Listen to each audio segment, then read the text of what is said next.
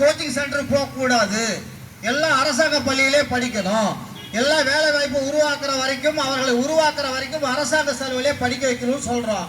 அது டபுள் டக்கர் ஆட்சி தானே. இப்போ ரெண்டும் கிடைக்குது.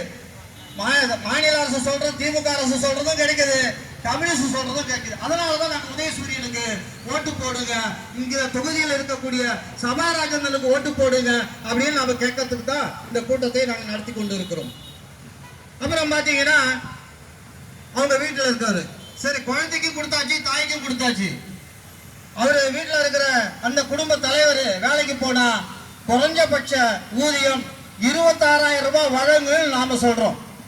26,000 ரூபாய் ஒரு மாசத்துக்கு சம்பளம் வழங்கு, இது மினிமம் வேஜா பிக்ஸ் பண்ணு, இதை தமிழகம் முழுவதும் அமல்படுத்துன்னு நாங்க சொல்றோம். அது வந்தா இன்னும் கூடுதல் டபுள் டக்கர். அது மட்டும் இல்ல, இப்ப இதுதான் விவசாயிகள் பக்கம் போக, விவசாயிகள்